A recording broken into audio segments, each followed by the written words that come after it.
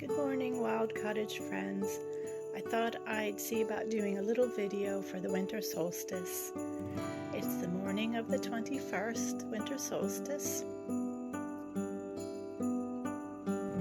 You know, I think my phone did an update and I think it's kind of changed the way the camera works, so I'm really sorry. It's probably a bit bonkers till I sort of learn what's happening. And now I can't remember what I was going to say. Oh, anyway, so yeah, I'm starting step 1 in the dye process today, which is the soaking. And then on the 28th, it'll be a week that the bark and all is soaked. And on the 27th, I'll set the leaves to soak. And then on the 28th, I think I'll dye. I mean, I'm not dye. That sounds terrible. I don't want to dye on the 28th. I will DYE. I will do natural dyeing. Well, that sounds bad as well. That sounds good, natural. I will dye the wool. I will dye the wool on the 28th maybe because, yeah, that would be nice to look forward to because, of course, we have Christmas Day and then the day after is Stevens's Day here in Ireland, which is really nice. And then on the 27th, Tom takes his son back down to where he lives in Ireland. This is like, please God, as long as the restrictions don't go back up and we can be allowed inter-county travel with COVID. But for the moment, they are allowed for the Christmas period that we can travel. Anyway, so then the 28th will be a very quiet day, and it'd be nice to have something to look forward to after the excitement of the actual Christmas period. So yeah, that's the crack. So it's very misty, as you might have seen. I can't remember. We'll see how I edit it, whether or not the mist shows up if I show you that. Anyway, see, I'm out of practice and I'm a bit wonky. So anyway, but later on the day, we're hoping if it gets a little bit less drizzly out, we'll go out for a WALK with the dogs with their Santa coats on. And it will bring you along for part 2 of mince pies. Yeah, you can see my pastry kind of fell apart, but that's all right. What I'm going to do is, this is part 3 because I've done this once already and it's really yummy. I'm going to mix in some mascarpone with the mince, which looks absolutely awful on camera. It's really super tasty. I might add a splash of the spiced rum in it. So that's the plan for the today. Also, I'm going to make some little chocolates. I have some lovely organic dark chocolate that I'm going to melt and add some tasty treats in a little bit to make some Christmassy sweets. And then we got some organic wines. We did have more of that, but somebody, not me, drank it. It's set aside for mulled wine. It might be that man right there. Over the past couple of nights, he's had a glass of wine, so that's perfectly allowed. So I might make some of the mulled wine today. And this is a good day for it. It's a bit yucky out as I showed you. But now I got my last package in of yarn. Package. Ooh. Look at that package. What's in there? What's in there? You know, it's excited. She probably just takes over so much. This is... Indeed. Yes! Oh wait, this is not... Oh, this is not from Olan. This is my present from Tom, which is Sorry. It's unwrapped advent calendar, because it was a special price if you get it unwrapped, from Felt Fusion, who is over in the UK. She's on Etsy, and I think she has her own shop. She does some beautiful yarns. So Mr. Tom is going to put these in little bags for me to open starting from Christmas Day onwards to help soften the blow of a shit January. Okay. What do you think? This is a really special What do you think? thing. So What do you think? What do you think? Is it good? Good. Yeah. anyway, so I'm going to give this, that's her little logo there. Mm-hmm. I'm going to give this to Tom, and he's going to put it away Later. later. Okay. I'm going for a walk. Doggies have their Santa coat on. Whoop. The weather is not improved, but Tom's going to take them out for a bit of a walk. Show everybody. I have my not quite finished Christmas scarf. The embroidery part isn't done. My Christmas mini shawl.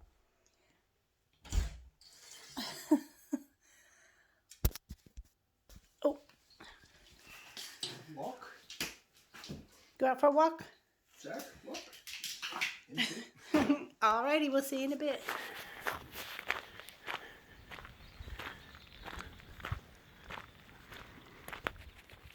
What you got? Do you have a stick? A stick? That's a good thing. Should I throw it? Well, you have to leave it alone.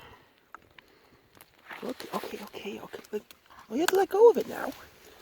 Oh, well, that's not going to work. Come on, put the stick down. Come on. Amy, that's not going to work if you do that. Come on. Leave it alone. You understand, don't you? Okay. Okay, ready? Okay, off you go. Hooray. 400 times a day.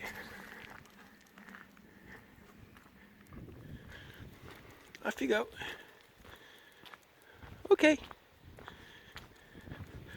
Okay, off you go. Chop, chop.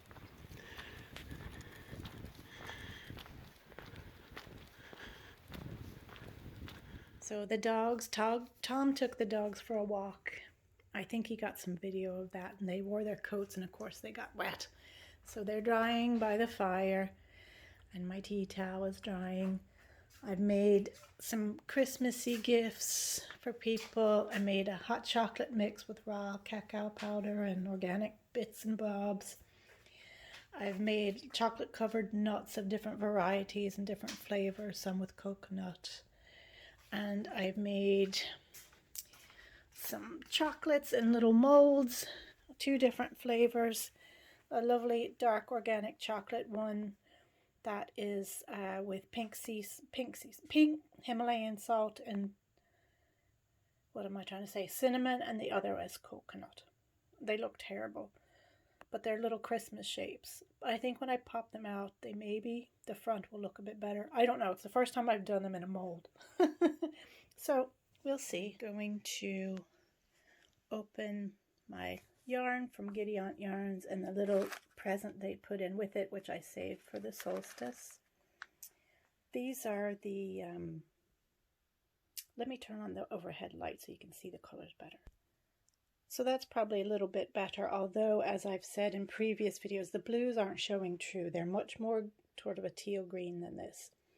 But if you remember, we've been getting all these beautiful, and the pinks aren't quite as neonish as that, these beautiful warm pinks and browns in the first half. And then we segued into the teal, navy, and then a dark blue, not royal like that. And it's more of a sort of a purpley, dusky purpley blue. And then going into these, again, they're much warmer than what's looking there. They're more dusky, into a brown and lavender.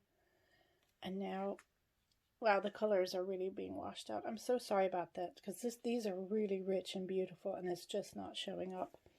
So I'll open this one. Oh, look. Oh, yes. Chef wants to snuggle.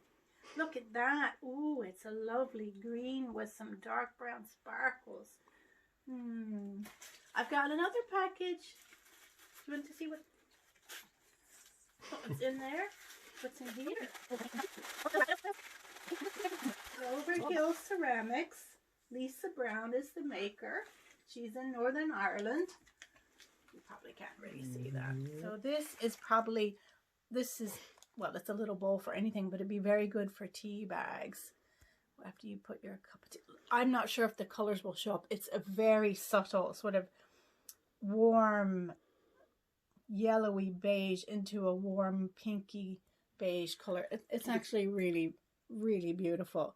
And the inside has got a bit more of a warmy blue gray. And then we have some lovely little progress keepers in some really beautiful colors that look to me like they kind of echo the colors of the advent calendar that I got. So that's all from Giddy Aunt Yarn. The oak leaves and the bark, all these were just naturally fallen that I'm going to use for my natural dyeing of the wool that I have spun for a sort of the Lost Words make along, which I guess is going on. I haven't looked because I'm really terrible at Instagram and things like that. So first, what I'm going to do today is I'll start the soak. I'll start the first process. So I'm going to soak the bark. Okay, let me show you my yarns. So this is the Irish Romney that I hand spun, one of the first things ever. As you can see, it's full of curly cues, but that's okay because when you knit it up in something like a cowl, it's fine. It's really lovely, I find. These are all Irish products as well. And this is hand spun. I believe it's organic even as well. Alpaca in the natural color. Then Sandra's Meet the Wool. This is also Irish alpaca in a natural color. And then I think I'm going to use Susanna's Svartable's wool. It's the only one that's not hand spun, but it is spun by Cushendale Woolen Mill in County Kilkenny here in Ireland. Because I think that's going to be a nice progression, because what the color I'm sort of aiming for, I'll show you the book I'm kind of going by, is Wild Color by Jenny Dean. I really like this book a lot.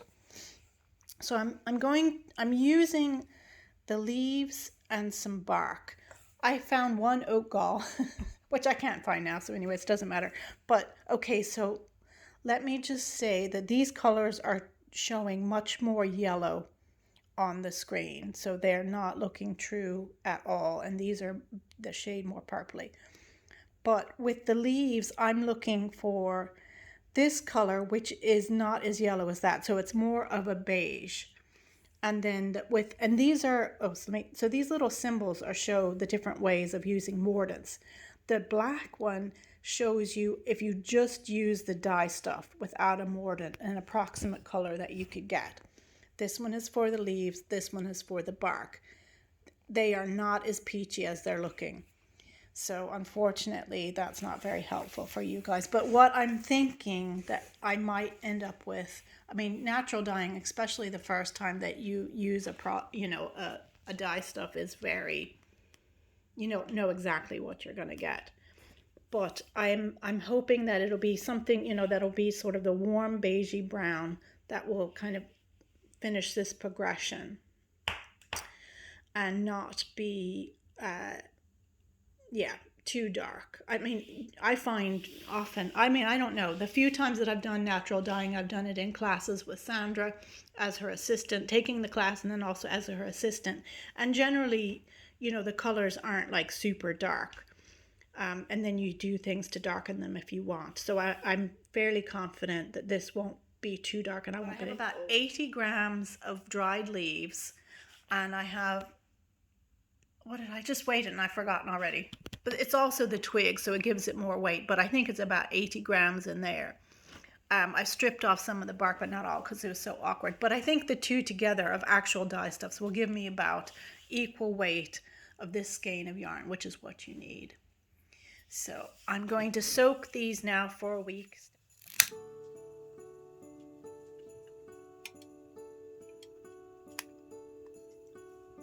May this winter solstice bring you joy and peace.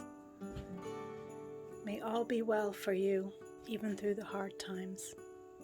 May you have many blessings. May the coming season, until the next solstice, see you filled with joy as much as possibly can be. For you, your loved ones, for all of us, for all creatures and beings on the earth and beyond. May your heart dance like the sparkling lights. Even in dark moments, may the light shine for you and in you. Be well, my friends. Be well.